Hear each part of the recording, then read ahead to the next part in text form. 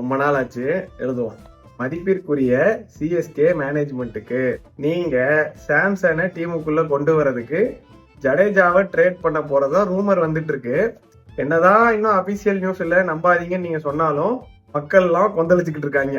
Franchise கிரிக்கெட்ல இப்படி trade பண்றதெல்லாம் காமனான விஷயம்தான். ஆனா பட்லரை ரீடைன் பண்ணாம ஹெட்மயரை ரீடைன் பண்ண ராஜஸ்தான் ராயல்ஸ் கிட்ட தீபக் கூடாவையோ ராகுல் திரிபாத்தியோ கொடுத்தா கூட வாங்கிப்பானுங்க. அவங்க கிட்ட ஜடேஜாவை கொடுத்துட்டு தான் சாம்சனை வாங்கணுமா? கொஞ்சம் நல்லா யோசிச்சுக்கோங்க. என்னதான் இதுக்கு முன்னாடி தோனி உள்ள வரணும்னு ஜடேஜா அவுட் ஆகுறப்ப கிளாப் தட்டினாலும் இப்ப திடீர்னு எல்லாரும் ஜடேஜாக்கு பயங்கர ஃபேன்ஸ் ஆயிட்டாங்க. 2023 ஜெயிச்சு கொடுத்ததெல்லாம் இப்பதான் ஞாபகம் வந்திருக்கும் போல.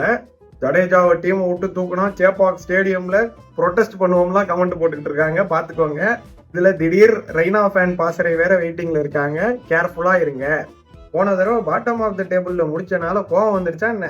திடீர்னு சீரியஸான சேஞ்சஸ் எல்லாம் பண்றீங்க.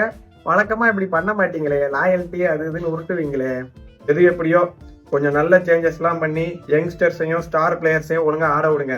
இந்த சேஞ்சஸ் எல்லாம் பண்ணிவிட்டு திருப்பி தீபக் கூட ரஞ்சி ட்ரோஃபில நல்லா அடிச்சாரு, ராகுல் திரிபாதி அவங்க பக்கத்து வீட்டுக்காரரோட நல்லா விளையாடும் போது அடிச்சாருன்னு அவங்களெல்லாம் ஆட வச்சிங்க. எல்லாம் டென்ஷன் ஆயிடுவாங்க, பாத்துக்கோங்க.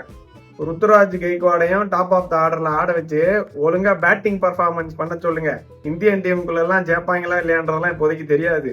இது எப்படியோ முதல்ல இந்த நியூஸ் அபிஷியலா இல்லையான்னு சொல்லுங்க, ரொம்ப சஸ்பென்ஸ் வைக்காதீங்க.